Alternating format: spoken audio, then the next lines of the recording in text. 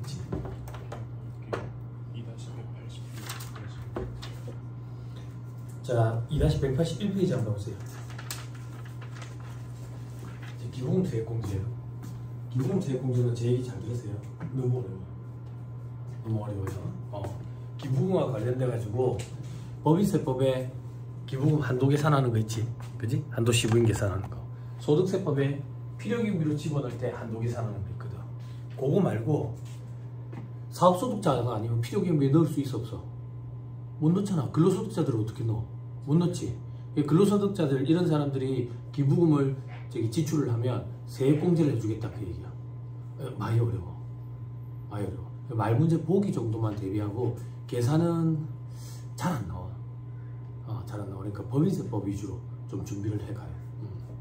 그래도 눈으로 한번 살펴보자. 자, 기부금 세액공제 범위 돼 있죠. 거주자 본인이 지출한 기부금뿐만 아니라 요건 중족 가족이 지급하는 기부금도 있죠. 그때 요건 중족 가족이 어떻게 되는데 뭔 말이 없네. 저기 다음 페이지 동그라미 2번.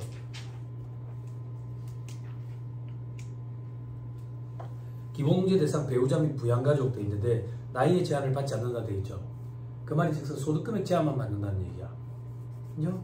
소득이 없는데 무슨 돈으로 기부를 했냐 이거야. 내가 준 돈으로 기부를 했겠지. 그래서 내가 기부금 세액공제를 받는 거야. 무슨 말인지 이해했죠? 저 위로 올라가서 동그라미 1번. 본인이 지급한 기부금은 거주자 사업소득만 있는 자는 제외돼 있죠. 왜? 사업소득만 있는 자는 필요경비에서 안 받는 거야. 필요경비. 그래서 밑에 정리해 보시면 사업소득 외의 종합소득이 있으면 세액공제, 사업소득만 있으면 필요경비 산입, 둘 다 있으면 필요경비 산입해도 되고 세액공제 받아도 되고. 됐죠? 그 정도 보시면 됩니다. 저 밑에 반가로 이번에 공제대상 기부금의 계산. 공제대상 기부금의 계산에 100% 한도 기부금, 30% 한도 기부금 이렇게 돼 있죠. 그죠? 그래서 이렇게 따로 한도를 계산해요. 따로 한도 똑같죠? 결국에는 그죠? 그런데 맨 뒤에 보면 필요경비에 산입한 기부금을 차감하면 돼 있죠. 당연하지. 이중으로 혜택을 주면 안 되니까. 지금은 세액공제니까. 그 얘기예요. 됐죠? 자, 다음 페이지. 기부금 한도에 얘기를 돼 있죠. 그죠? 기부금 한도에 100% 한도 기부금에 정치자금 기부금 이런 거 있고요. 앞에서 공부했었어요. 10만원까지는 세액공제로 차감하고 나머지는 마치 법정 기부금처럼 100% 한도 내서 공제해준다 했었다. 그리고 고향사랑 기부금이라는 것도 새로 나왔는데 이것도 정치자금 기부금처럼 마치 그렇게 했었다. 그죠? 그리고 특례 기부금 밑에 우리 사주자 기부금 신경 쓸 필요 없다 했고요. 밑에 10에서 30% 한도 기부금 기억나요? 종교단체 10%, 종교단체 외에는 30%. 그래서 추가로 20% 더하는 산식이 있었죠. 그죠? 눈으로 한번 봐봐. 기준금액이라는 게 있고, 기부금 차감하고, 그리고 꼭 하는 거 똑같네? 그럼 기준금액은 어떻게 되는데? 밑에 별표시에. 좀 다르죠? 그죠? 기준금액이 좀 다르다고요. 종합소득금액에, 사업소득, 필요경비에 산입한 기부금을 다 더하고, 거기에서 원천징수 세율 적용분 금융소득을 차감하는데 2천만원 얘기한 거예요. 됐어요? 그쵸? 말문제 보기를 대비해. 부양가족, 기본공제 대상자를 위해서 지출한 기부금도 포함된다는 거. 그죠? 그때 나이 제한 없다라는 거. 그죠? 그리고 사업소득만 있는 자는 필요경비 산입하고, 외의 소득만 있는 자는 세액공제하고, 둘 다 있으면 선택할 수 있고, 그런 거. 됐죠? 됐습니다. 넘어갑니다. 다음 페이지. 기부금 세액공제액이 계산돼 있죠? 눈으로 1000만원까지는 15%, 3000만원까지는 1000만원 초과분은 30% 이렇게 개정됐어요. 이게 제 기억에 25%인가 35%인가 그랬던 것 같아요. 됐죠? 자, 그 밑에 그 밖에 소득세법상 세액공제돼 있죠. 외국납부 세액공제 법인세법에도 있었죠. 똑같다고 해. 됐죠? 다만 옆에 말문제 보기만 대비해. 둘 중에 작은 걸 한다. 둘 중에 작은 거. 그게 국별 한도 방식. 국별 한도 방식만 인정하고 일괄 한도 방식은 인정 안 한다. 법인세법에 개정됐다고 얘기했던 거 기억나죠? 그죠? 그죠? 예전에 끝판왕이었다 했잖아. 소득세법도 똑같이 국별 한도 방식만 적용한다. 자, 그리고 한도 초과액 10년 동안 2월 공제된다. 다만 퇴직 양도소득은 2월 공제 안 된다. 그럼 요 얘기야. 종합소득뿐만 아니라 퇴직, 양도소득도 외국납부 세액공제 규정이 있다 그 얘기야. 이중과세 조정해줘야지. 퇴직소득도 이중과세 조정해줘야 되고 양도소득도 이중과세 조정해줘야 되고 다만 2월 공제는 안 된다. 이게 말 문제로 보기로 몇 번 구성했었어요. 됐나요? 됐죠? 자 밑에 이중과세 조정 방법에 종합소득, 퇴직소득, 외국납부 세액공제, 필요경비 방식 소금 산입 방식이 없어졌다 했죠. 그 소득세법도 필요경비에 산입하는 방식이 없다. 다만 양도소득은 세액공제와 필요경비 산입 중 선택할 수 있다더라.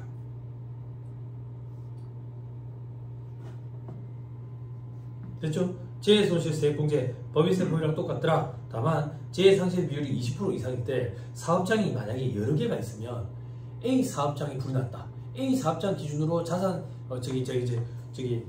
자산 상실 비율이 20% 이상이냐 따지는 게 아니라 A, B, C 3개 사업장이 있다면 A, B, C 3개 사업장 전체 자산 기준으로 소실된 자산을 20% 이상인지 여부를 판단해 봐야 돼.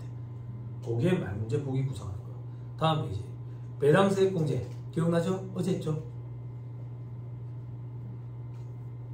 그 다음 근로소득 세액공제. 근로소득공제가 아니라 근로소득세액공제예요. 근로소득세액공제. 그죠? 이 세액공제가 우리 일용근로자 할 때 55% 했던 거. 네. 기억나죠? 상용근로자는 130만원까지는 55%, 130만원 초과할 때는 한도가 있고 30% 어쩌고저쩌고 돼 있죠? 줄침만. 다음 페이지 박스 1번에 한도 한번 눈으로. 못한다고. 됐죠? 시험 문제에 만약에 등장하면 주어진다고. 이게 뭡니까 도대체? 세무사님 꺾은선 그래프가 돼. 이거 하면 꺾은선 그래프가 된다고. 꺾은선 그래프 알지? 꺾은선 그래프 이런 거 알지? 이런 식으로 된다고. 구간이 나뉘어져 있어가지고 빨리 못할 거야. 암기하지 말고 시험에 잘 등장하지도 않고. 근로소득과 관련돼가지고 총금액이 얼마인지만 항상 물어보니까. 자, 그 다음 다시 돌아와가지고 기장세액공제. 기장세액공제 이건 좀 봐야 돼. 자, 우리 처음에 신규 사업자들은 간편장부 대상자라는 혜택을 적용을 받아. 그리고 직전연도 수익 금액이 일정 금액 이하면 간편장부 대상자가 된다 했지. 이런 사람들이 간편한 장부를 하면 되는데 FM 복식 장부를 냈대. 그러면 세액공제 혜택을 주겠다 그 얘기예요. 얼마나 해주는데? 이렇게 기억하면 돼. 20%를 해주네. 한도는 100만원이고 근데 공제 배제되는 거는 20% 이상 누락되면 공제 배제하네. 우리 지금 185페이지 되죠? 제일 밑에 이제 전자세액에서 발급 전송에 대한 세액공제에 돼 있죠? 그죠? 3억원 발급 건당 200원 한도 연간 100만원 됐나요? 됐죠? 이게 뭔데? 여러분들 그 부가가치세법에 전자세액에서 발급 세액공제 그거 얘기하는 거야.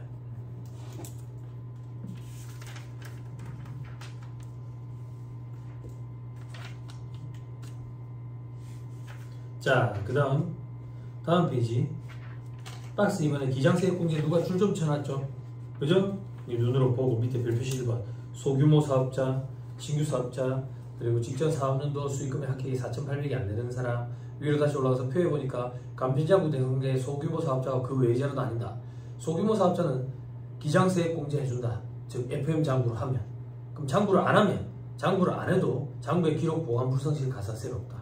간편장부 대상자는 만약에 FM으로 장부를 하면 기장세액공제 해준다. 장부를 안 하면 가산세가 있다. 간편장부라는 장부 무조건 해야 된다.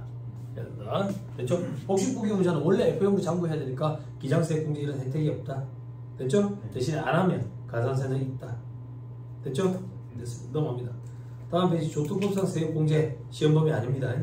혼인세액공제 눈으로 한번 봐보세요. 그때 제가 얘기했던 거. 그렇죠? 거주자가 혼인신고를 하는 경우에는 1회에 한정하여. 요즘에 결혼은 여러 번 하던데 이것도 1회예요. 1회 한정해가지고 산출세액에서 50만 원입니다. 왜? 세상 많이 달라졌어. 여러분 아니고 텔레비전 나오잖아. 예, 그래 쌍감한 거. 자, 그다음 기부금과 관련된 세액공제 있는데 저 밑에 보니까 뭐 고향사랑 기부금 세액공제 뭐 이런 거 있죠. 그래, 그래서 이게 시험이 잘 안 나오는 거야. 여기 조특법 규정이라서. 고향을 그렇게 사랑하지 않는데 이런 얘기했더니 꼭 고향이 아니더라. 기부를 할 때 그렇게 바뀌어가더라고. 됐어요. 자, 그리고 참고 삼아 괄호 3번에 월세 세액공제 이런 거 들어봤죠? 네. 그죠? 근로자들 월세 세액공제 해주는 이런 것도 여기 다 들어.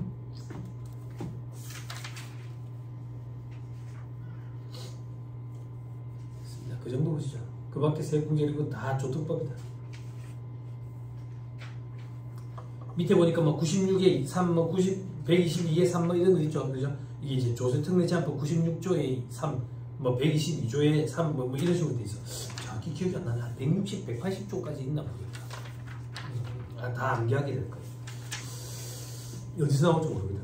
조특법은. 자, 그 다음 2-191페이지. 세액감면 및 세액공제액의 산출세액 초과시 적용 방법 돼 있죠. 그죠? 자, 근로소득 산출세액을 한도로 하는 건 뭐 이런 눈으로 쓰고 한번 보세요. 학계액이 종합소득 산출세액을 초과하는 경우에 없는 것으로 본다. 마이너스는 그러니까 인정 안 하는 거야. 공제기준 산출세액을 한도로 하는 거 뭐 이런 거 있네. 그죠? 이런 거 일일이 다 암기하기 힘들거든요. 그러니까 여러분들은 그냥 초과된 거는 없는 걸로 본다. 그냥 이렇게 생각하시면 편할 것 같아요. 그래서 밑에 있는 일반 원칙. 소득세법 또는 조특법에 따른 세액감면, 세액공제 합계액이 해당 과세기간에 합산 과세되는 종합소득 산출세액을 초과하는 경우에는 없는 것으로 본다. 근데 만약에 그 초과하는 것 중에 이제 세액공제 감면 받은 것 중에 연금계좌 세액공제 받은 게 있다면 한도 초과된 거에 연금계좌 세액공제가 제일 먼저 구성하는 걸로 본다. 그래야지 나중에 공제를 못 받은 부분에 대해서 우리 과세제외 기여금으로 차감하니까. 그죠? 혜택을 주는 거 에러 세팅돼. 이 말문제 보기로 구성하는 게 있어요. 자, 다음 페이지 기납부세. 원천지 대상소득과 원천지 대상소득 이미 다 했어요. 사업소득과 양도소득을 제외하고는 다 원천지 수술한다. 다만 사업소득에 예외 두 가지가 있었다. 부가세가 면제되는 일정한 인적 영역, 부가세가 면제되는 의료보건 영역. 기억나죠? 그래서 나머지는 3.3%로 원천지수를 했었다. 됐죠? 여기서 여러분들 안 배운 거는 뭐 봉사료 수익 5%로 원천징수하는 거, 그리고 이 퇴직소득 아직 안 배웠고, 양도소득은 원천징수 안 해. 됐죠? 자, 다음 페이지 원천징수 세액의 납부의 원칙 다음 달 10일까지 반기 납부 특례 이미 다 했었다. 기억나죠? 그죠? 저 밑에 1.3에 소액 부징수 나왔다. 소액 부징수. 원천징수 세액이 1,000원 미만인 경우에는 소액 부징수 규정이 걸려가지고 안 한다. 원천징수로. 다만 이자 배당 소득은 푼돈으로 엄청나게 많을 수가 있거든. 그래서 이자 배당 소득은 1,000원 미만인 경우에도 한다. 됐죠? 그리고 요것도 있네. 그죠? 원천지 대상 사업소득 중 인적 능력을 계속적 반복적으로 공급하고 받는 소득. 됐어요? 요거 작년인가 들어온 거야. 작년인가? 이거 중요해. 얼마나 중요한데요? 현업에 있는 여직원들은 다 알아. 프로그램에 입력을 할 때 사업소득 입력 화면을 탁 열잖아. 열면 요게 경고문구로 탁 떠. 1,000원 미만이더라도 원천징수 해야 됩니다. 이제 이렇게. 저 밑에 납세조합이 있는 경우에 원천징수 세액이 1,000원 미만이면 안 한다. 똑같이. 자, 다음 페이지 원천징수 시기에 대한 특례 지급시기 의제되어 있는데 여러분 이게 현업에서 엄청 중요하거든. 근데 이게 어려워. 근데 우리 시험엔 잘 안 나와. 근데 엊그저께 강의할 때도 이거 또 했거든. 얘기했는데 그냥 보지 마. 어려워.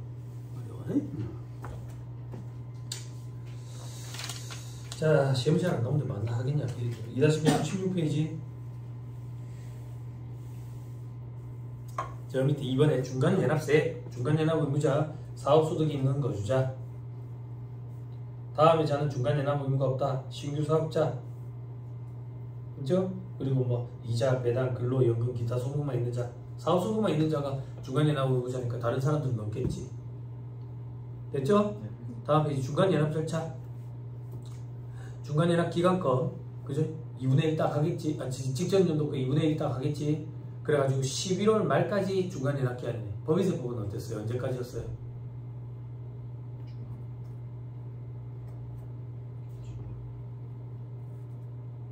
(8월) 말까지 두 달 뒤였다고. 그죠? 자, 밑에 중간연합세 계산 방법 되어 있죠. 법인세법은 선택 가능하도록 되어 있거든. 소득세법은 선택 가능해. 그런데 법인세법이랑 어떤 차이가 있는데, 법인세법은 둘 중에 선택한 방법에 의한다 되어 있는데, 소득세법은 원칙은 직전 과세기간의 산출세 기준이고 예외적으로 가결산을 할 수 있어. 그렇게 표현해서 표현이 좀 달라. 원칙과 예외 해가지고. 됐죠? 근데 예외에 적용하는 경우에 동그라미 1번 중간 예납 기준액이 없는 거주자 중 복식 부기용자는 추계액을 중간 예납 세액으로 하여 신고해야 된다 돼 있죠. 그죠? 중간 예납 추계액이 뭔데? 가결산 증거. 중간 예납 기준액이 없다는 얘기가 무슨 말인데? 직전연도 산출세액이 없다는 얘기야. 직전연도 산출세액이 없으면 가결산을 쳐야 된다. 다만 복식 부기용자만.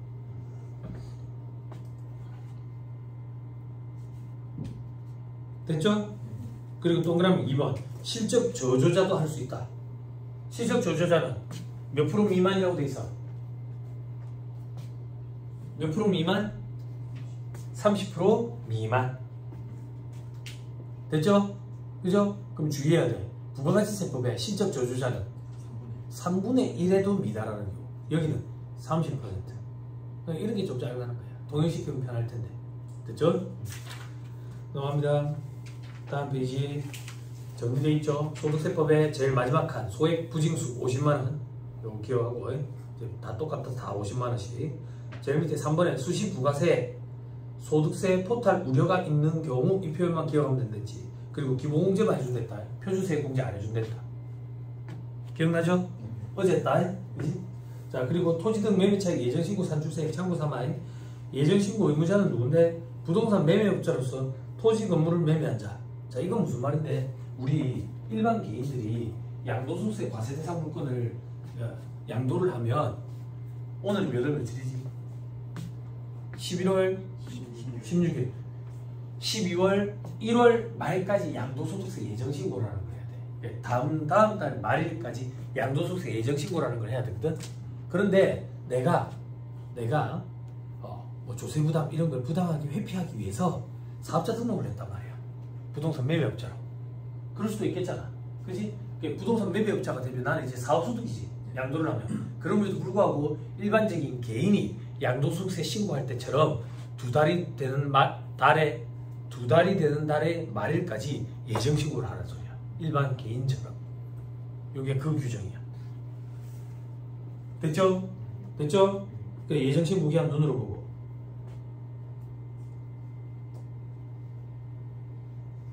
됐죠? 예정신고세액 어떻게 계산하는데 양도소득세 계산 구조를 준용한다.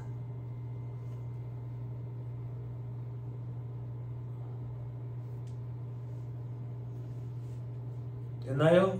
됐죠? 밑에 별표시 2번 양도소득세 세율을 적용을 하는데 토지 등 보유기간이 2년 미만인 경우에 중과하는 규정이 있거든. 나중에 양도소득세법에서 양도소득세 파트에서 공부할 건데 단기간 갖고 있다가 팔면 단기 시세 차익을 목적으로 하는 투기자본 아니냐 싶어가지고 양도소득세 세율을 아주 높게 적용을 해. 그러면 부동산 매매업자들도 그런 양도소득세 세율을 적용할 거냐? 높은 중과세율을 그렇게까지는 안 하겠다. 이 사람들은 장사하는 사람들이다. 그래서 사업자 등록도 내고 이렇게 정당하게 장사하는 사람들이니까. 됐죠? 중과 규정까지는 적용 안 하겠다 그 얘기야. 밑에 별표시 2번에 투기와는 무관하다고 보기 때문에 이렇게 돼 있죠. 그죠? 그럼 나중에는 종소세 신고해야지. 사업소득자니까. 근데 양도소득세 규정을 준용해가지고 예정신고한 게 있잖아. 기납부 세액으로 차감해준다.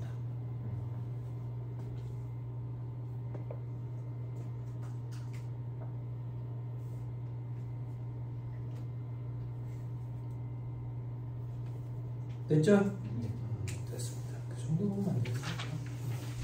다음 페이지 최저한세 조건부 규정인가 신경 쓰지 말자. 2차 때도 별로 신경 안 써도 돼. 최저한세가 15점짜리 단독으로 크게 문제를 출제할 수 있는 토픽 문제인데 법인세법이 좀 많이 어려워. 2차 때 공부하게 될 거라. 자, 10절에 동업개혁에 대한 조세통례를 볼 거 없고요. 그 다음 퇴직소득세.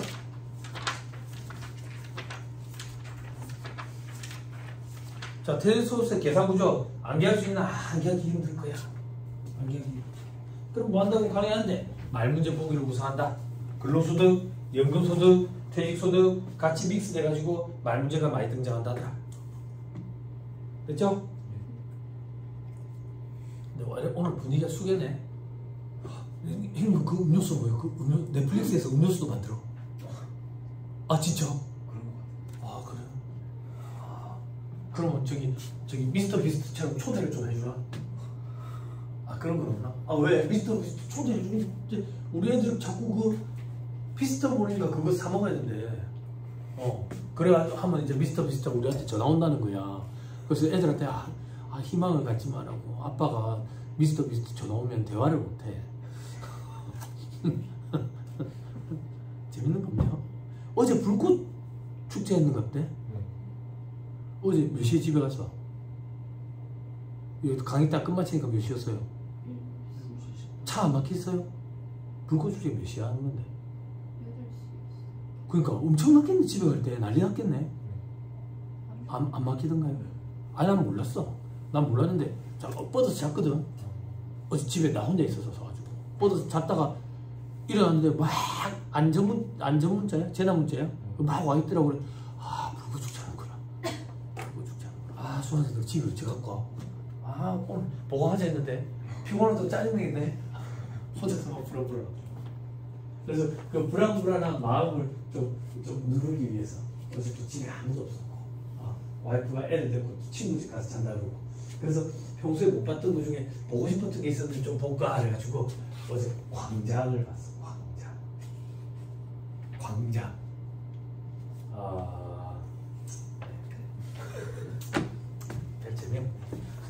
별 재밌더라. 소지섭 나오는 거. 소지섭 나오는 거. 아니 나는 완결이라는 걸 좋아해. 기다리는 거 엄청 싫어. 기다리는 거. 근데 환승연애는 참 재밌어. 기다렸죠. 7편으로 돼 있는데 7편으로 돼 있는데 35분짜리밖에 안 되더라. 하나에. 쫙 봐버렸지. 밥도 안 먹고. 재밌더라. 궁금하지? 액션이지 액션. 궁금하지? 다 합격하면 봐. 알았지? 2차까지. 1차 시험 딱 합격하면 그날 저녁에 광장역 봐. 한 장부터. 그 뒤날부터 또 공부하고. 자, 2-204페이지 퇴직소득세 봅시다. 자, 퇴직소득은 해당 과세기간에 발생한 다음에 소득을 한다 되겠죠? 그죠? 공적연금 관리법에 따른 받는 일시금, 그죠? 일시금이 되지. 연금으로 받으면 연금소득이고, 그지? 됐죠? 사용자 부담금을 기초로 하여 현실적인 퇴직을 원인으로 지급받는 소득, 이게 퇴직금이지. 됐죠? 밑에 괄호 3번에 파란 글씨 위주로 보세요. 지연 지급에 대한 이자를 함께 받으면 주물은, 종물은 주물에 따른다 이런 표현 했었죠. 그죠? 그리고 괄호 4번에 소기업 소상공인 공제부금에서 발생하는 소득, 이자소득, 퇴직소득, 기타소득 이렇게 구분할 수 있었죠. 됐죠? 괄호 5번에 근로자를 해고하는 경우에 해고 예고 수당 30일 전에 해고 예고를 해야 된대. 이런 거 저는 잘 몰라요. 됐죠? 근데 밑에 박스 1번 봐봐. 우리가 여태까지 공부했던 거랑 조금 반대다. 퇴직 판정의 특례에 퇴직으로 보지 않을 수 있는 경우가 있어. 현실적인 퇴직을 판단할 때 다음 중 어느 하나에 해당하는 사유가 발생했는데 퇴직금을 아직 지급 안 하고 있대. 그럼 아직 안 받았잖아. 지급을 안 하니까 이때는 퇴직으로 보지 않을 수도 있대. 이게 말문제 보기로 구성해. 종업원 임원이 됐대. 현실적인 퇴직 맞지? 근데 아직 퇴직금을 안 받았으면 퇴직이 아닌 걸로 볼 수도 있대. 됐어요? 또 그럼 3번에 상근이 비상근이 됐다고. 근데 아직 퇴직금 못 받았다고. 됐어요? 여기 말문제 보기 구성해. 주의해야 돼. 그죠? 다음 페이지 퇴직소득 중간 지급돼 있죠? 그죠? 지급받은 날에 퇴직한 걸로 본다. 박스 2번에 과세대상 퇴직소득 계산방법 국민연금법에 따라 받는 반환 일시금. 퇴직소득은 둘 중에 작은 거에 과세 제외 기여금을 뺀다. 과세 기준을 이후에 하는 거. 어디서 많이 보던 거 아니야? 그지? 요 금액을 연금 형태로 받으면 연금소득이라고. 일시금으로 받으면 퇴직소득이고. 과세 기준을 이후 납입한 기여금, 개인 부담금 2개. 이에 대한 이자, 가산이자, 이자부터 쓸 거니까. 거기서 과세 제외 기여금을 빼면 되겠네. 됐죠? 근데 세무사님 둘 중에 작은 거라고 돼 있는데요. 동그라미 2번은 뭡니까? 실제 지급받은 일시금에서 과세 기준을 이전에 납입한 개인, 기여금, 개인 부담금 뭐 이렇게 돼 있네. 됐죠? 이건 도대체 무슨 말이지? 저 밑에 사례 한번 봐봐. 거주자값이 5월 1일에 국민연금법에 따라 일시금을 받으면 퇴직소득이라고. 92원을. 잘 봐봐. 언제부터 가입을 했는데 95년부터 가입을 했어. 그럼 요때는 납입연도 과세방식이었잖아. 그지? 수령연도 과세방식으로 바뀐 건 2002년 1월 1일 과세기준일 이후라고. 그지? 그럼 봐봐. 과세기준일 이후에 얼마? 일시금 수령할 때까지 얼마를 납입했는데? 50원 납입했네. 그거에 대한 이자 얼마 붙었는데? 7원 붙었네. 그럼 57원이네. 됐지? 그 중에서 혹시 과세 안 된 게 있느냐? 과세 안 된 게 어디 자료가 있을 것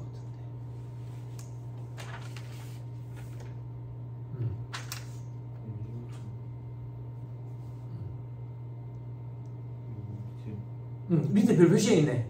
왜 이리 잘 안 보이는데. 그지? 연금보험료 공제를 받지 않고 납입한 금액은 20원이다. 요게 과세제외 기여금이잖아. 그럼 봐봐. 50원 더하기 7원 빼기 20원 하면 되겠네. 요게 퇴직소득이네. 그지? 그런데 둘 중에 작은 걸 한다 했다고. 둘 중에 작은 거에 두 번째 산식은 뭔데? 두 번째 산식 실제 지급받은 일시금 얼마 받았는데? 92원 받았지. 그 중에서 과세 기준 이전에 납입한 기여금 개인 부담금 얼마인데? 30원. 찾았어요? 숫자가 어디 있는지? 됐죠? 그러면 뭐가 더 작아? 57원이 더 적지. 57원. 해답 봐봐 빨리. 다음 페이지 메뉴에 숫자를 못 찾는구만. 됐죠? 됐죠? 근데 만약에 청색 숫자인 경우로 돼 있지. 청색 숫자인 경우에는 어떻게 되냐? 봐봐. 57원과 뭘 비교하는데? 82원에서 30원 뺀 걸 비교한다고. 됐어요? 실제 지급받은 거에서 과세 기준을 이전에 납입한 금액. 그럼 뭐가 더 작아? 청색 숫자가 더 적지. 52원 이래가지고. 그지? 그럼 작은 걸 인정해 준다는 얘기거든. 근데 이게 왜 더 작은데? 과세 기준일 이전에 납입을 얼마 했어? 빨리 봐봐. 청색 글자. 30원 납입했지? 그지? 거기에 이자가 얼마 붙었어? 마이너스 붙었지? 손실 본 걸 반영해 주겠다는 얘기야. 이해돼요? 이해돼? 오케이. 그래서 둘 중에 작은 거야. 자, 다음 페이지. 비과세 퇴직소득. 비과세 근로소득과 범위가 동일하다. 손실 본 걸 반영해 주겠다는 의미다. 그죠? 드라마 좋았어. 하고. 손지섭 진짜 멋있게. 야, 어깨가 수영 선수는 진짜. 그지? 부럽냐? 안 부러. 나는 안 부럽더라. 나 이게 키가 작은데 어깨만 넓고 봐. 전세기 치다겠지. 근데 우리 와이프가 나랑 살아주겠냐? 그지? 됐어요? 됐어? 아, 어제 차가 안 막히던가 봐요. 불꽃 축제 이런 거 안 보는가 봐요, 사람들이. 한참 쏘는가? 돈 많이 들여가지고. 한 번도 본 적 없어? 아, 그래요? 가서 봤어? 가서? 예전에? 아, 집이 그쪽에 있어요? 막 완전 지하철 막 미어 터지고 안 그래? 안 그래? 차가 광안리에 사지. 광안리에 사는 거 맞죠? 아닌가? 광안리 맞지? 광안리 몇 번 안 가가지고. 자전거 한 마음 힘들어가 자전거 탈 때 한참 자전거 달리다가 왼쪽으로 빠지면 이제 해운대고 오른쪽으로 빠지면 이제 광안리거든. 그럼 그 앞에서 고민을 해. 새벽 6시쯤에 혹은 밤에 새벽 2, 3시다 그러면 광안리로 가야 돼. 광안리 바닷가 앞에는 24시간 하는 콩나물 국밥집이 있어. 근데 새벽 시간이 아니면 해운대 쪽으로 빠져. 나는 왜? 신대구탕 먹고 싶어. 자전거 탈 때. 그 콩나물 국밥 몇 마시고 아주 바람 앞에 가봐. 좋아. 자전거 타고 사람도 없어 그 시간에. 낮에 오면 사람 너무 많아. 자전거 타는 사람들이라기보다 자전거 자랑하러 나온 사람들. 머리 이고 댕기지만. 자, 밑에 3번에 계산구조. 퇴직소득 산출세액 돼 있죠. 그죠? 요즘에는 이 계산구조 암기가는 친구들도 있어요. 예전에는 힘들었어요. 수험생들한테 제가 힘들긴 이래 얘기했었어요. 왜냐면 이 퇴직소득세 계산 구조가 개정이 일어났거든. 완전 뒤바뀌었어. 완전 뒤바뀌었는데 바로 개정된 계산 구조를 적용하라 그러면 반발이 심할 수가 있으니까 기존 규정과 새로운 규정으로 각각 계산한 금액을 8대2, 6대4, 4대6, 2대8 이렇게 조정을 했었어. 그러니까 과거 규정으로 계산한 금액 곱하기 0.4, 새로운 규정으로 계산한 금액 곱하기 0.6에서 더했다고. 40% 60% 이렇게. 그러니까 20%씩 줄고 20%씩 늘고 그래가지고 이제는 새로운 규정만 이제 적용하는 거야. 그러니까 과거에는 산식 두 가지를 암기했어야 됐다고. 무슨 말인지 이해했죠? 그죠? 그래서 이제는 한 가지니까 이제 조금 가능하지도 않을까 이런 생각도 들어요. 자, 퇴직소득 산출세액은 다음과 같이 계산한다. 퇴직소득 금액 돼 있죠? 밑에 별표시 1번. 퇴직소득 금액은 퇴직소득 합계액이다. 비과세소득은 제외하고.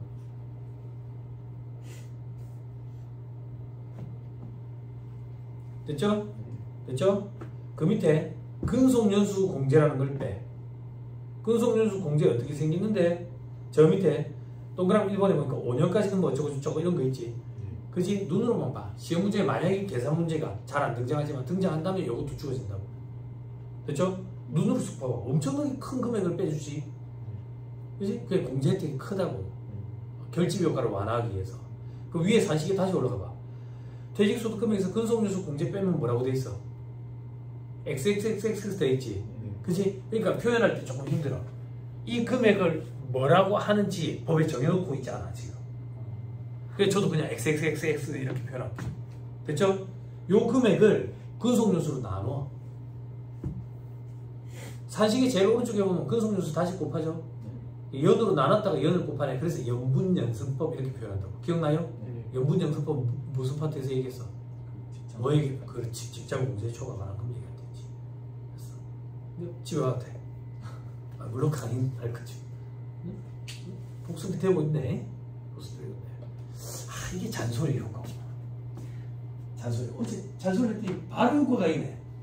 이거 봐봐. 그러니까 30cm 장 갖고 가지고 손톱 이래 세아가 딱 때려야 돼. 이래. 그러면 이제 속이 쿵 올라간다고.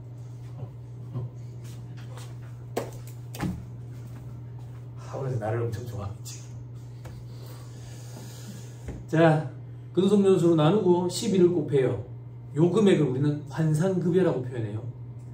그리고 여기서 환산급여 공제라고 또 빼줘요. 이것도 눈으로 보세요. 시험 문제에 만약에 등장하면 주어집니다. 다음 페이지 박스 2번. 환산급여 공제 뭐 100% 어쩌고저쩌고로 돼 있죠. 그죠? 웬만한 퇴직금은 세금 자체가 없어요. 계산해보면. 다시 또 보세요. 그럼 환산급여 공제까지 빼고 나면 이제 과세표준이 나오고 여기에 이제 기본세율 적용하는 거야. 아까 12 곱했으니까 12로 다시 나누고 근속연수 나눴으니까 근속연수 곱하고. 됐죠? 여기에 산출세액이다. 됐나요? 자, 표 밑에 별표시 2번. 근속연수 공제, 환산급여 공제 요거를 합쳐가지고 그냥 퇴직소득공제 이렇게 표현한다.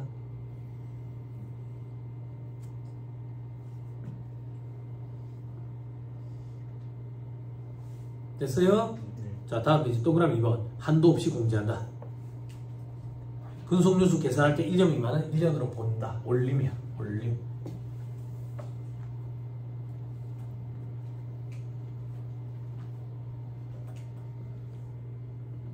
퇴직소 산출세액이 퇴직금을 계산하는 게 아니야. 퇴직금은 근로자 퇴직금의 보장법에 따라 계산한다. 나중에 현업에서 나와서 일해보면 알겠지만 퇴직금 산정하는 이제 프로그램에 세팅된 산식이 있어. 세팅된 산식. 그 산식에 따르면 어떻게 되냐면 대충 얘기하면 직전 3개월간 월급 있죠. 그죠? 그걸 다 합쳐. 다 합쳐가지고 직전 3개월 일한 일수 있죠. 그 일수로 나눠. 그럼 하루당 평균 임금이 나오지. 그지? 거기다가 여태까지 근소간 일수를 곱해. 근소간 일수를. 그래서 퇴직 직전에 만약에 급여가 좀 올라가면 퇴직금도 전체적으로 올라간다. 그렇게 돼. 그 금액이 퇴직소득 금액이야. 우리 지금 이 계산 구조에. 우리 시험에는 그게 주어진다. 세금만 계산한다. 그렇죠? 자, 다음. 동그라미 5번. 같은 과세 기간 중에 2번 이상 퇴직했대. 그 둘 이상 근무지로부터 퇴직급여를 받으면 근속 연수는 어떻게 계산할 건데 각 근무지의 근속 연수 합산해 중복기간 월수 뺀다 돼 있죠. 그죠? 그게 무슨 말인데 밑에 사례 봐봐.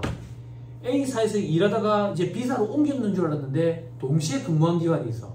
그러면 A사 근무기간 74개월, B사 근무기간 35개월 더해가지고 중복되는 기간 33개월을 빼면 돼. 누가 이렇게 하나? 19년 4월 1일부터 그냥 25년 7월 31일까지 하지. 됐죠? 그죠? 그냥 산식은 그래. 법에 이래 정해져 있는데 누가 이렇게 해. 됐죠? 그렇게 그냥 계산하면 된다. 그죠? 자, 밑에 화살표 보니까 갑이 B사에 A사 퇴직자를 제출하는 경우 어쩌고 돼 있죠?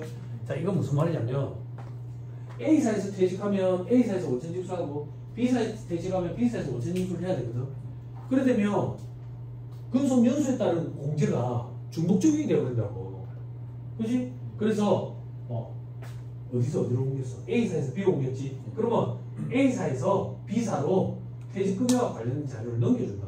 그럼 B사에서 한 번에 원천 징수를 해. 그게 그 표현이에요. 됐죠? 연말정산도 똑같잖아. 우리 직장생활 1월부터 3월까지 A사에서 하다가 4월에 B사로 가면 12월 31일 현재 B사에 근무하고 있으면 A사 퇴직할 때 연말정산 약식 자료를 B사에 넘겨준다. 그럼 합산해가지고 연말정산을 해. 안 넘겨주면 안 하지. 적응금만 하지. 그걸 누가 넘겨줘야 되는데? 근로자 본인이 A사에서 받아가지고 B사로 넘겨줘야 돼. 제출하라고 한다고. 제출 안 하면 B사는 법적 의무는 없어. 적응만 하면 돼. 됐죠? 다음 페이지 정리. 연분연수법 두 가지 눈으로 보고 2-209페이지 3.2에 퇴직소득 결정세액 산출세액에서 외국납부세액 공제를 뺀다. 요 정도만. 요 정도가 뭔데요? 퇴직소득도 외국납부세액 공제 규정이 있네. 그리고 밑에 별표시 2월 공제 이런 거 안 된다.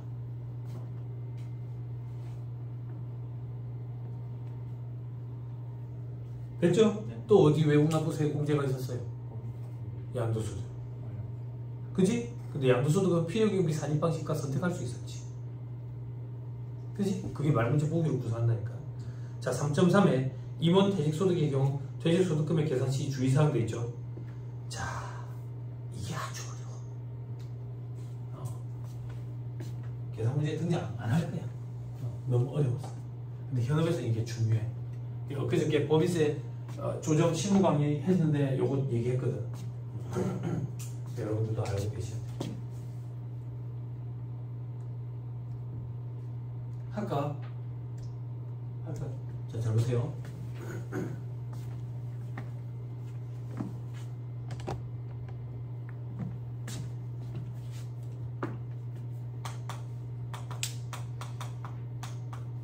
대표에서 퇴직한다고 볼게. 자, 법인의 대표이사가 퇴직을 해서 그 명목으로 퇴직금을 줘.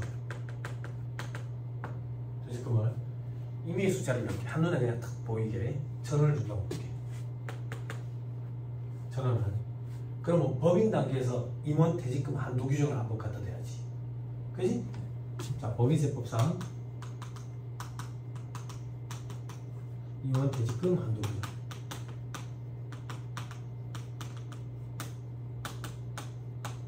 불러주세요. 한도 규정은 두 가지가 있는 게 아니라 1순위, 2순위, 순위가 정해져야 된다. 1순위가 어떻게 된다?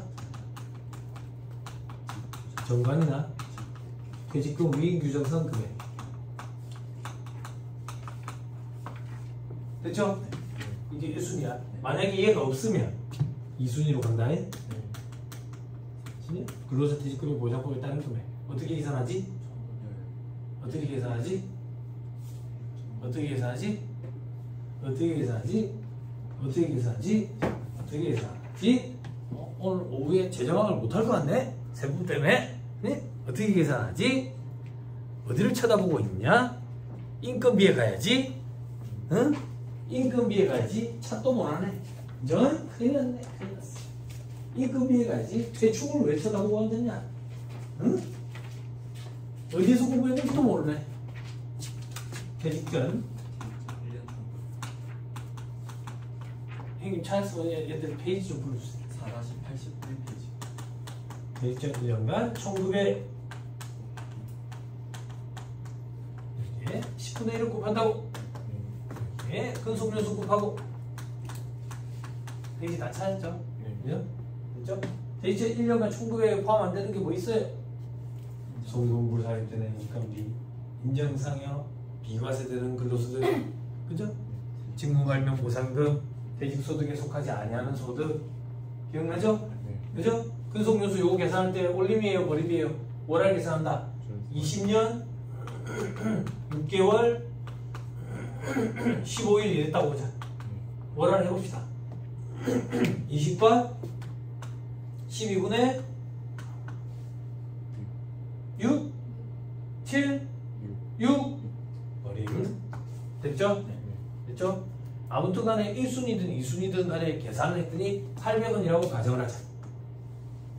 800원. 그러면 송금불산인 임원 퇴직금 한도 초과액 200 상여. 여기까지 됐어요? 다 공부한 거잖아. 새로운 게 아니라. 됐죠? 자, 그러면 받는 대표이사 입장에서 이제 보는 거예요. 소득세법이야.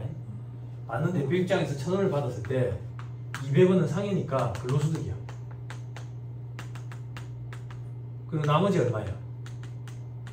나머지 800이지. 이 800을 가지고 소득세법상 임원 퇴직소득 한도 규정을 또 걷는다. 그 얘기야.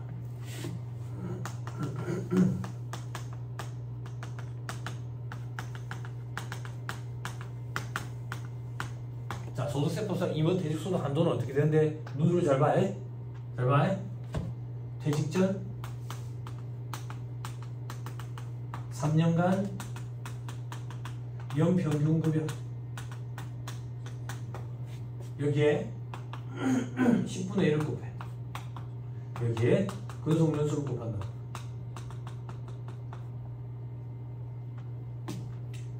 됐어요? 자, 눈으로 봐봐. 퇴직 전 1년간 총급여, 퇴직 전 3년간 연평균. 급여가 큰 변화가 없으면 거의 비슷하겠네. 10분의 1 같네. 그리고 근속연수 같네. 근데 근속연수 여기서는 월할인데 올림이야.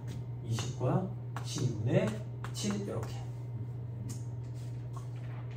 됐어요? 됐나요? 칠판 계속 봐야 돼. 우리가 직장인들이 점심밥 먹을 때 이런 얘기 한다고. 아, 회사 1년 댕기면 한 달치 정도 급여가 퇴직금으로 쌓인다더라. 이런 얘기 한다고. 실질적으로 그거보다 조금 더 돼. 근데 임원들은 그렇게 얘기 안 해. 임원들은 뭐라고 얘기하냐면 1년 근속하면 한 석 달치 급여가 퇴직금으로 쌓이더라. 5달치 급여가 퇴직금으로 쌓이더라. 이렇게 얘기한다고. 그때 석 달치, 5달치 이런 거를 배율 혹은 배수 이렇게 표현한다고. 그래서 임원들은 근로자 퇴직금의 보장법, 퇴직금 위임규칙에 배수를 적용하기 때문에 한도 계산할 때도 배수 적용한 한도랑 같이 비교를 해. 그 세법이 한도까지는 용인해 주는 거야. 그 한도가 몇 배인데? 3배. 됐어요? 됐죠? 자, 시작합니다. 이제 시작이야. 잘 봐. 그런데 이 3배라는 배수 한도가 2배로 개정이 됐어. 2배로. 언제? 2020년에. 세법은 소급 적용을 안 한다고. 법적 안정성을 해치기 때문에. 그래서 이 임원이 과거부터 현재까지 근속했을 때 받는 퇴직금 중에 2019년 12월 31일까지 근속했기 때문에 받는 퇴직금에 대해서는 3배수 곱한 한도랑 비교를 하고 2020년 1월 1일 이후 근속해서 지금까지 근속했기 때문에 받는 퇴직금에 대해서는 2배수 곱한 한도랑 비교를 해야 돼. 여기까지 됐나요? 합리적이죠. 소급 적용 안 하니까. 그런데 이 소득세법상 임원 퇴직소득 한도 규정은 2012년에 생겼어. 2012년에. 법은 소급 적용을 안 한다고.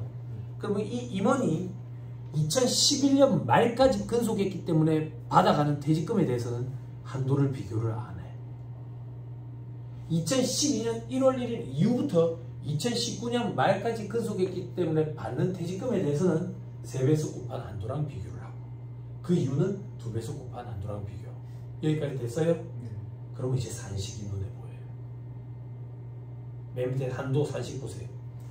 2019년 말부터 소급해서 3년간 연평균 환산 요거 2020년에 적용됐으니까 2020년으로 볼 때 2019, 18, 17년 거 3년간 연평균 해야 돼. 됐죠? 그죠? 그래가지고 근무기간은 2012년 1월 1일부터 19년 말까지.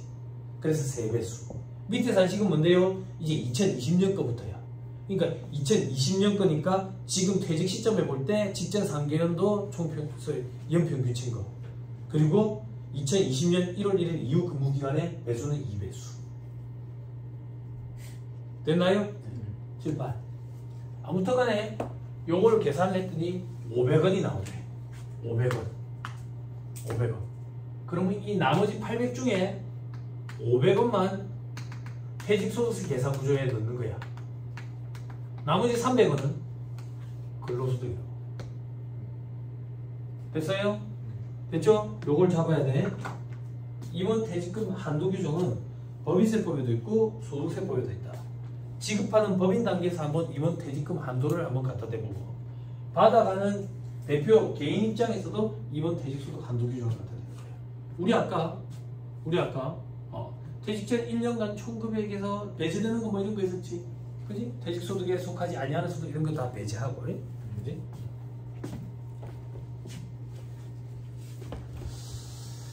됐습니까? 됐나요? 근데 여기에 사람 손이 타는 부분이 있어. 사람 손이.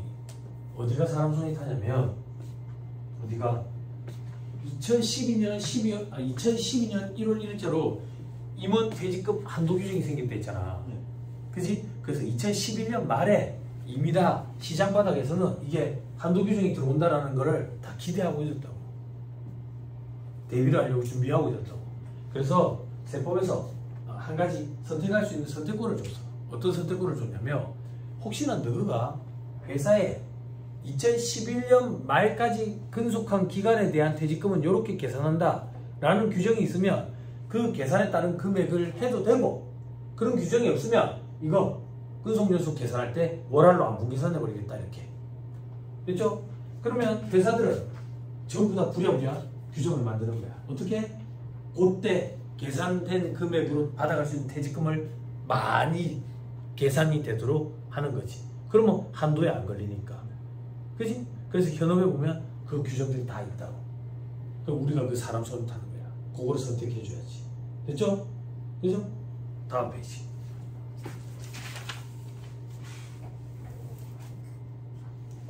저 밑에 박스 2번 근로소득으로 보는 금액 돼 있죠? 지금 봐, 근로소득으로 보는 금액 요거 얘기하는 거예요. 300원. 그 말은 한도 500을 초과한 거지. 그지? 그래서 산식 보면 괄호 뒤에 한도액 빼놨지. 됐지? 그럼 한도가 500이고 괄호 하나는 800이겠네. 그지? 우리 지금 제가 숫자로 보여드린 거 보면 됐나요? 그럼 이 800은 어떻게 계산되는데 임원 퇴직 소득 금액에서 2011년 말에 퇴직했다고 가정할 때 지급받을 퇴직 소득 금액 요거는 한도 계산 안 한다 했잖아. 됐지? 요거는 어떻게 계산하는 게 원칙인데 월할로 안 부분 계산하는 게 원칙인데 회사에 만약에 규정이 있으면 그걸 선택해도 된다고. 됐어요? 그럼 조금만 더. 그럼 별표시 2번에 달린 이 금액 있지? 요 금액이 우리는 크면 좋을까 작으면 좋을까? 크면 좋지. 아까 얘기했잖아. 그래야지 한도에 안 걸린다 했잖아. 이 방향을 잘 잡아야 된다. 됐죠? 자, 밑에 별표시 2번 선택할 수 있다. 동그라미 1번 안 분한 거. 동그라미 2번은 회사에 혹시나 규정이 있으면 그 금액. 동그라미 1번이든 2번이든 선택한 금액인데 우리는 세부담 최소화 과정에 따르면 큰 금액을 선택해야 된다. 됐어요? 다 했네.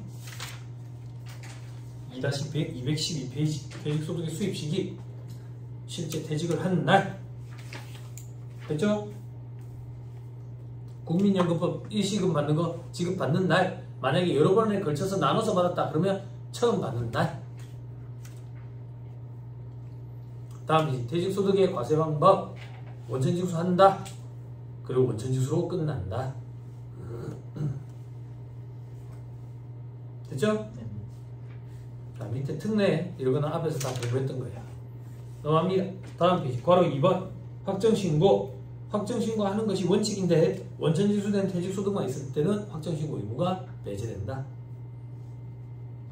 그래서 일반적으로 원천징수로 끝난다. 왜 합산신고 안 합니까? 아, 이거는 분류가 되잖아. 됐나요? 됐죠? 잘 버텼습니다. 퇴직소득세도 여러분들이 알아서 선택하시면 됩니다. 갖고 가는 수험생도 있고 안 갖고 가는 수험생도 있고. 우리는 어디로 가느냐? 마무리하러 가야지.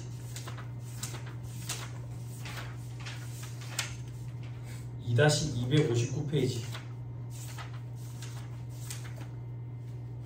259페이지 절차 규정.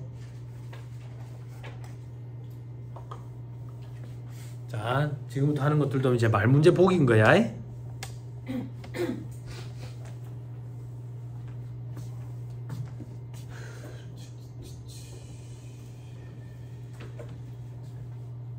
재밌는 거 없나?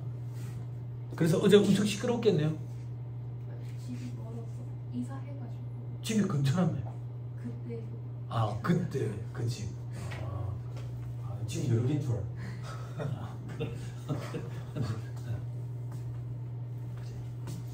연예인들 많이 봐. 그 제가 듣기로는 이영애 씨가 광안리 그 바닷가 바로 앞에 집이 하나 있다며. 그래 아침에 광안리 주민들은 거기 그 이제 바닷가에 조깅할 때 이영애 씨 한 번씩 본다던데 산책한다고. 이영애 씨라고 이영애님 아줌마 삶을 넘어가는 과도기 계시는 이영애님.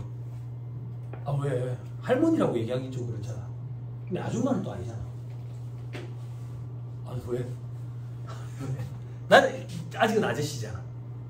아니 나도 이제 앞으로 어쩌 닮으면 이제 과도기 이렇게 얘기하고 다니겠긴 해. 아 못 봤어요 너? 저희 일광 신도시 바닷가 앞에는 이제 얼짱 출신들이 좀 댕긴다던데. 예전에 얼짱 시대 뭐 이런 거 있잖아. 그래서 그런 방송 그거 나왔던 애들 거기 좀 산대. 뭐 얼짱이나 아파트랑 무슨 상관인지 모르겠는데 제일 높은 층에 산대. 두 개 목축으로 돼 있는 데 사는 것 같아. 여기는 두 개 목축으로 돼 있는 게 제가 알고 있거든. 여기 SK뷰 여기 제일 꼭대기 층에 두 개 목축으로 돼 있어.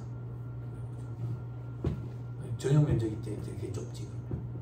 올라가는 계단도 있고 그러니까 살아보고 싶지. 천구가 엄청 높아. 목축으로 돼 있으면 천구가 난방비 엄청나게 들어. 천구가 높으면 쾌적하고 느낌이 좋거든. 근데 실링팬 안 달면 안 돼. 난방비가 많이 들어.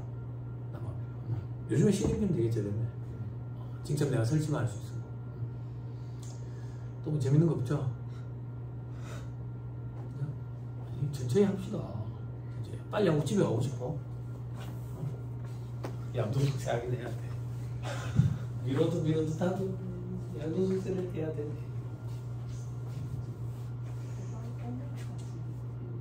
오늘 이제 끝내야지. 오늘 제가 보강을 할 수 있으면 좀 잡자 싶었던 게 어제 제가 잔소리 안 했으면 어제 끝냈거든.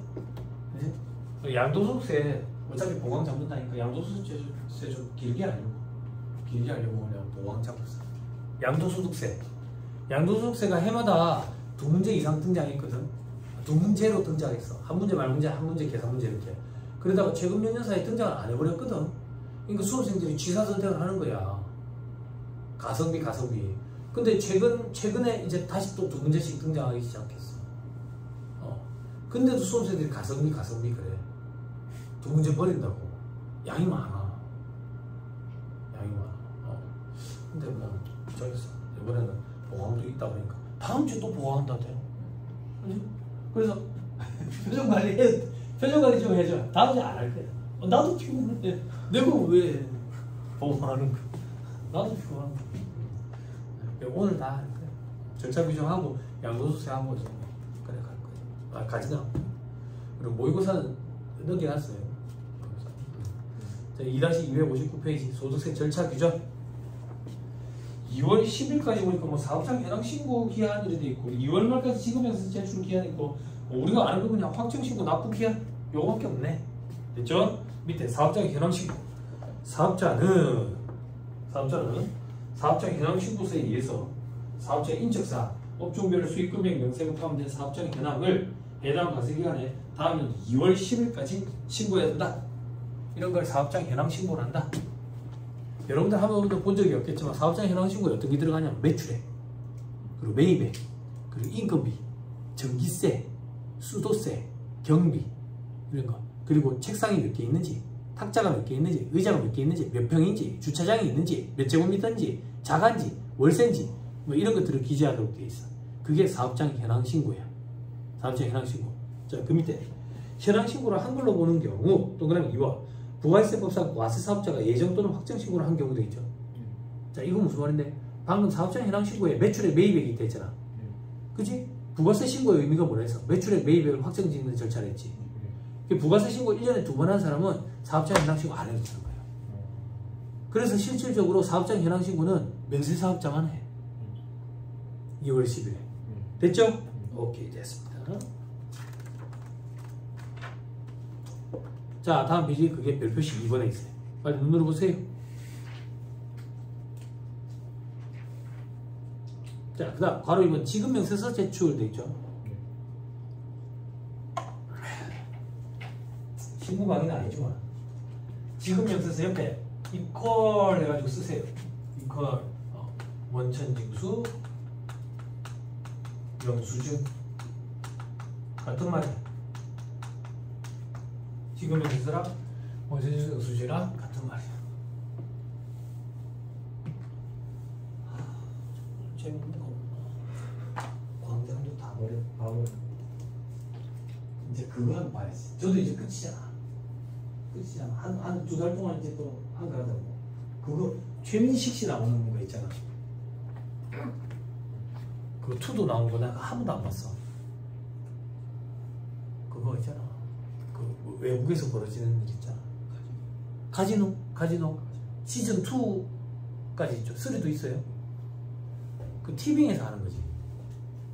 넷플릭스에 없어. TV 얼마 전에 가입했잖아. 환승해야 되네. 이제 좀 봐줘야지. 쿠팡 플레이나 공짜로 이용할 수 있는지 몰랐잖아. 근데 텔레비 메뉴에 쿠팡 플레이가 없어. 그래서 지니야 쿠팡 플레이 틀어줘 그러면 틀어줘. 어디 숨겨져 있는지 모르겠어. 메뉴가 화면에 없어. 화면에는 그거 뭐 웨이브 그건 또 뭐래? 그것도 볼만한 게 있어요. 없어요? 아, 그게 지상파예요. 다시 보기. 이런 거 다시. 아, 그렇구나. 어제 그래. 요걸 틀면 눈물이 다시 날 것 같은데 싶어가지고 안 봤어. 그거 저기 슬램덩크. 슬램덩크. 한번 봤거든. 한번 봤는데 그때 와이프랑 애들이랑 있는데 같이 봐가지고 그 감독이 막 크게 안 왔어. 시끄러워가지고. 근데 이걸 다시 보면 눈물이 너무 날 것 같아가지고 못 보겠더라고. 그때가 막 떠오르는 거지. 그 시절이. 오늘 아침에 차 타고 오는데 어찌하다가 또 음악을 틀었는데 예전에 듣던 음악들이 막 나오는 거야. 나 그거 여태까지 몰랐어. 유튜브 나 돈 주고 한다 했잖아. 유튜브 돈 주고 하면 음악 들을 수 있는지 몰랐어. 그것도 모르고 계속 나 그 멜론 하고 있었거든. 아니면 지니 이렇게. 그래서 내가 듣고 싶어하는 노래들이 별로 없어. 지니 뮤직에는. 그래서 저작권 문제로 계약이 안 됐나 봐. 유튜브 여기 프리미엄 그 들어가니까 음악들이 제법 있더라고. 그래 뭘 클릭을 했는데 비슷한 류의 음악들이 막 나오는데 엑스제팬 노래가 나오는 거야. 엑스제팬 노래가 나오는 거야. 오늘 아침에 포에블 러브를 들으면서 왔다. 포에블 러브. 영원한 사랑. 항상 이거 말고 엑스제팬이라고 했어. 엑스제팬. 일본. 머리 이렇게 긴 남자들이 있어. 머리가 이렇게 긴데 삐쩍 마르고 그 저기 나시 같은 거만 입고 노래하는 사람들이 있어. 얼굴 화장 그 저기 가부키 인형처럼 하고. 모르시는구나. 그죠? 일본의 락 음악이 한참 유행할 때가 있었어. 그거 리메이크한 게 이제 이수가 리메이크를 했잖아. 이수 몰라? 문차일드. 달에서 온 아이들 몰라? 문차일드. 이수 몰라?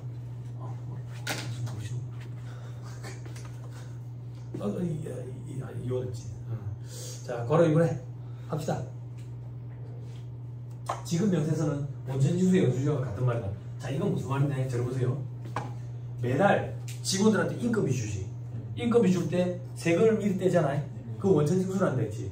그러면 내가 이 사람한테 근로소득이라는 소득을 요만큼 지급을 했습니다. 세금 요만큼 떼고 라고 다음 달 10일까지 원천징수 이행상황 신고서라는 서식을 통해서 원천세 신고를 한다고. 원천세 신고. 그럼 매달 월급을 주면 1년에 몇 번 신고를 하겠어?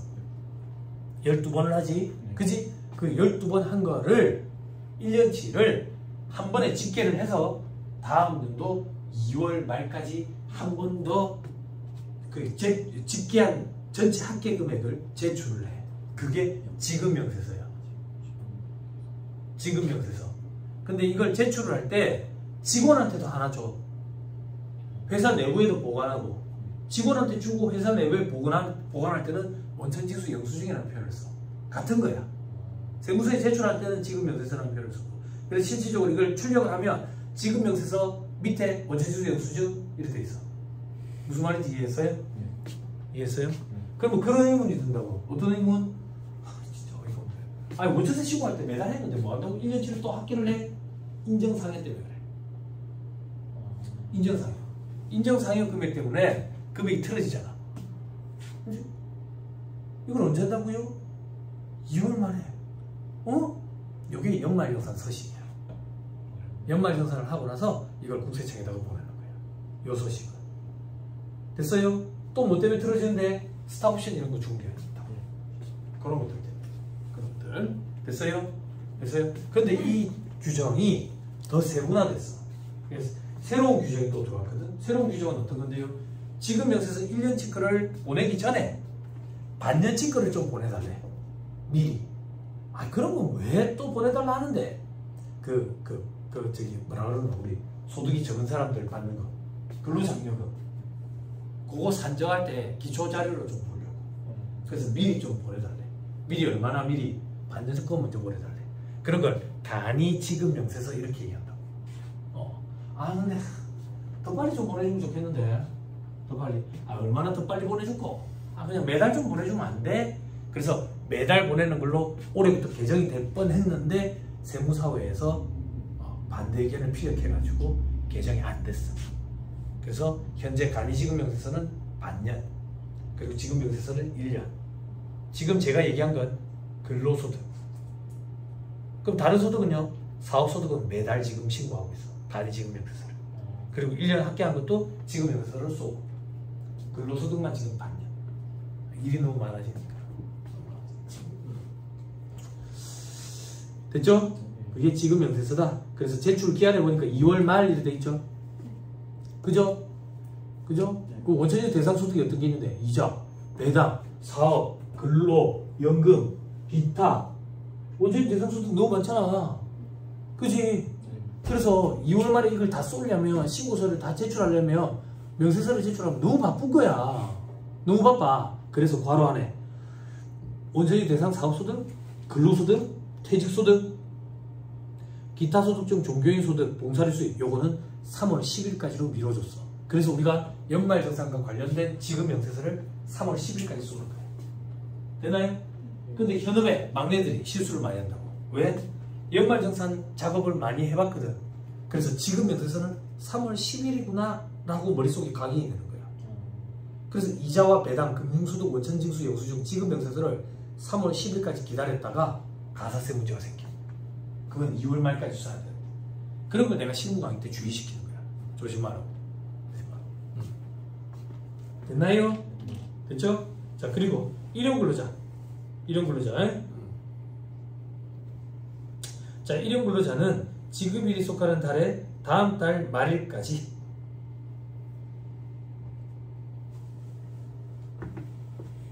됐어요? 우리 시험에 아직 간이지급명세서는 안 등장한 것 같아. 간이지급명세서 등장하게 되면 더 복잡해져. 여기는 지급명세서야. 1년치 거 쏘는 거야. 간이가 아니고. 됐죠? 됐죠? 다만 일용근로자는 매달 다음 달 말일까지. 나도 이거 볼 때마다 헷갈리거든. 일용근로자 예전에는 분기별로 했어. 근데 이제 매달로 바뀌었다고. 이러면서 상용근로자도 매달로 바꾸려 했는데 세무사회에서 이제 힘을 쓴 거야. 그래서 안 바뀌었어. 됐죠? 밑에 별 표시에 동그라미 1번. 양도소득은 그런 거 제출 의무가 없다.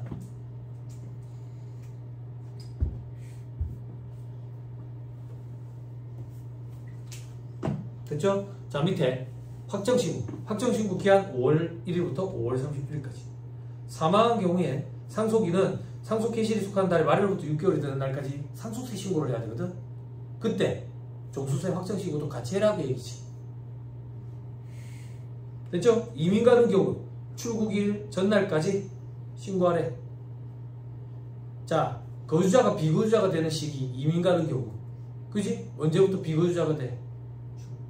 출국일의 다음날, 그지? 근데 출국일 전날까지 신고하래. 그럼 출국일에 소득이 생기면 어떻게 하냐고. 이렇게 법이 조금 미비한 점.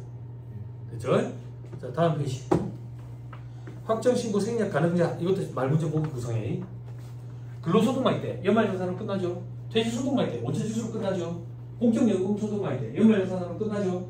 원체지수대상 사업소득으로서 연말정산 대상 사업소득이면 연말정산으로 끝나죠. 원체지수대상 기타 소득으로서 종교인 소득 연말정산으로 끝나죠. 그죠? 됐나요? 다음 페이지. 동그라미 6번부터 9번까지는 공통적인 특징이 뭔데? 2랑 뭐랑 더해놨다고. 2가 뭔데? 2가 아까 퇴직소득만 있는 거예요. 퇴직소득은 원체지수로 끝나죠. 불유과세. 그치? 나머지 소득은 연말정산. 불유과세니까 합산해야 되지. 됐죠? 그죠? 자, 그리고 11번. 11번. 나머지. 이런 거 볼 필요 없네. 자, 나머지는 합산이 되면 어떻게 되는데? 확정식으로 해야 돼. 됐죠? 그리고 밑에 별표시 2번. 별표시 2번. 연말정산으로 종결되는 1, 3, 4, 5의 소득이 2개 이상이 있대. 이건 뭔데? 공적연금소득이 있대. 연말정산으로 끝나죠? 근로소득이 있대. 연말정산으로 끝나죠? 근데 둘 다 있대. 합산해서 신고해야지. 그치? 연금이랑 근로니까. 그 얘기야. 그 얘기. 자, 그 정도 보시면 안 되겠습니까? 다음 페이지 납부. 자, 소득세 확정신고 기한까지 납부해야 된다. 그러니까 신고와 동시에 납부하는 거야. 신고 납부 세목이로. 근데 1,000만원 초과할 때는 분납 가능하다. 2개월. 법인세법은 어땠어? 1개월. 중소기업은 2개월. 소득세법은 그냥 2개월. 됐지? 2,000만원 이하일 때는 이렇게, 2,000만원 초과할 때는 이렇게 똑같다. 물납 규정은 안 된다. 인정 안 된다. 됐죠? 자, 결정 평정 방법에 추계라는 게 있는데 단순 경비율, 기준 경비율 이런 게 있는데 자, 보지 마세요. 보지 말고 혹시나 그 개파입반에서 이게 말문제 보기를 구상하거나 그러면 그때 조금 언급할게요.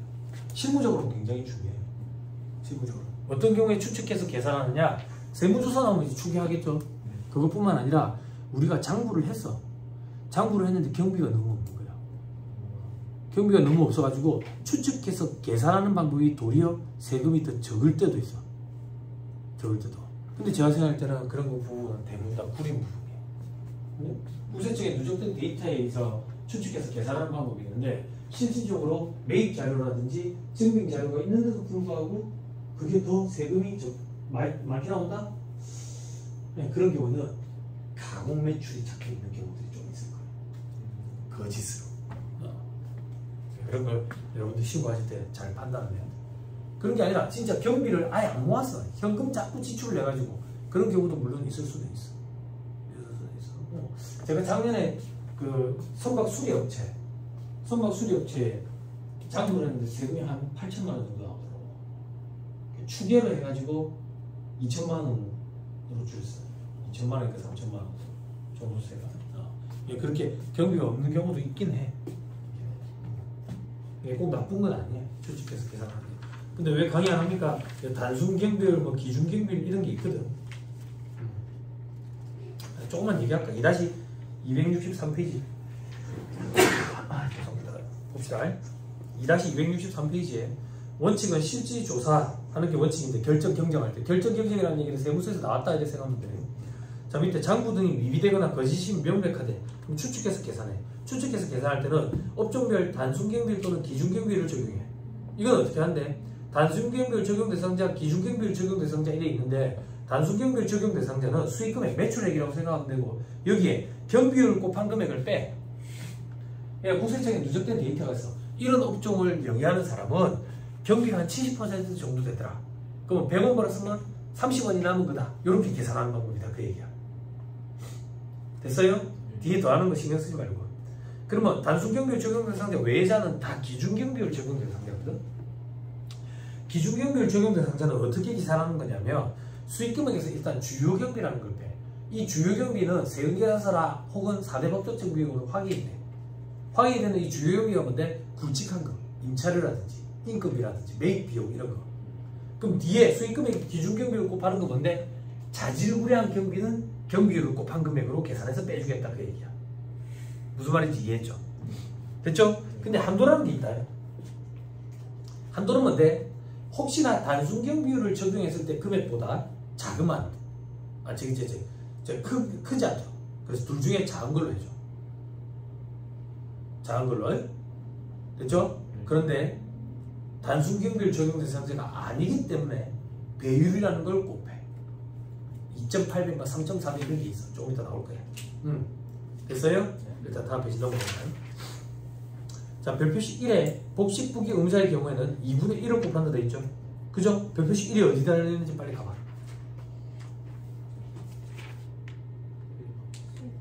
그럼 혜택을 주는 거야? 제재를 가하는 거야? 제재를 가하는 거야? 경비율에다 반을 줄여버리니까. 그지? 복식부기 음자는. 됐죠? 됐죠?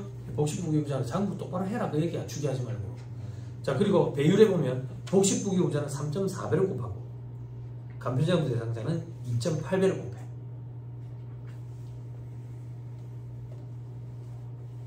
됐나요? 요 얘기. 아무리 추계를 하더라도 단순경비를 적용했을 때 3.4배에서 2.8배를 넘지 않도록 해주겠다 그 얘기야. 됐죠? 그럼 우리는 이제 선택할 수 있는 거야. 어떤 선택?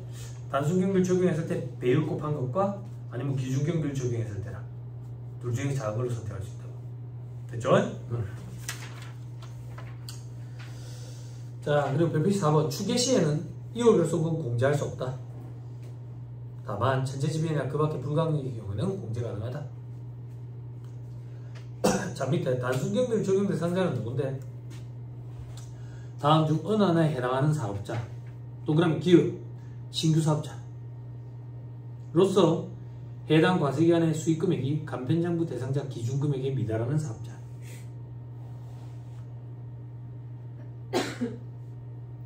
됐죠? 됐죠? 아까 신규 사업자는 간편장부 할 수 있겠잖아. 혜택이라 했지. 근데 장부를 아예 안 해가지고 추계를 한대. 추계를. 그럼 단순경비를 적용받을 수 있는데 매출이 엄청나. 그런 경우는 안 된다 그 얘기야. 됐죠? 혹은 계속 사업자는 직전 수익금액이 단순경비율 적용 대상자 기준금액이라고 돼 있어.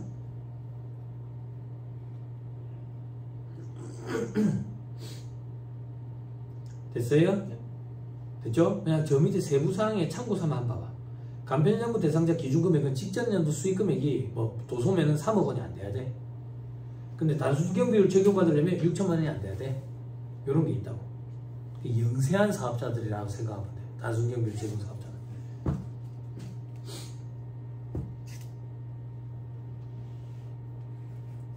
됐죠? 위로 올라서 동그라미 2번. 단순경비율 적용 대상자더라도 아까 주요경비라고 표현한 게 4대 법적증 비용으로 확인이 된대. 그러면 선택할 수 있다 그 얘기야. 됐죠? 주요경비, 매입비용, 인건비, 임차료가 확인이 돼. 확인이 돼가지고 기준경비율 적용 대상자처럼 계산했을 때 도리어 세금이 적게 나올 수도 있거든. 그래서 선택할 수 있도록 해놨다.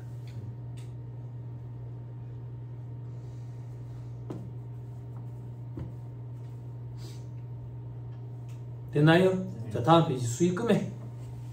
수익금액 그냥 매출액 이렇게 생각하면 편해요. 밑에 박스 3번에 주요경비. 주요경비는 어떤 건데? 동그라미 1번 매입비용, 동그라미 2번 임차료, 월세 이런 거, 동그라미 3번 인건비.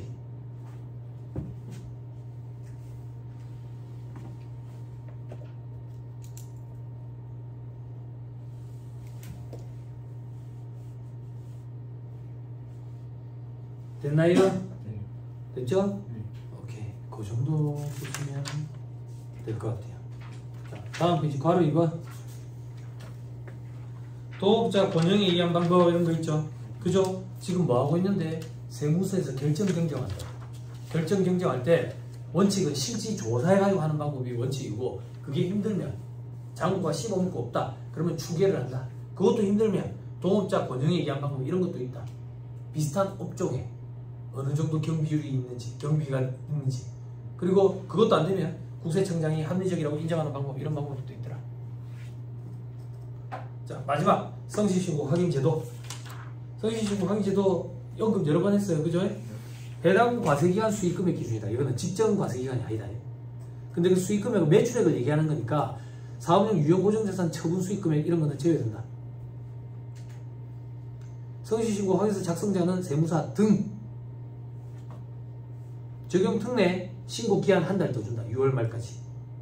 그리고 의료비 세액공제, 교육비 세액공제, 월세 세액공제 혜택 주겠다. 그리고 성실신고 확인 비용 세액공제 해준다. 60%. 한도는 120만원. 법인세법이랑 좀 다르다. 법인세법은 150만원. 됐죠? 동그라미 4번에 제출 안 하면 5% 산출세액의 5% 곱한 것과 수익금액의 10,000분의 2 둘 중에 큰 거를 내도록 한다. 그래서 이제는 산출세 기준뿐만 아니라 수익금액 기준으로 가산세 규정이 생겼기 때문에 산출세액이 없더라도 가산세가 있을 수가 있다. 예전에는 산출세 기준만 있었거든.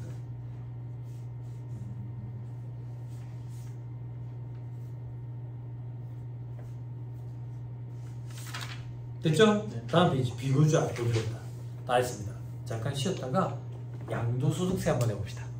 그죠?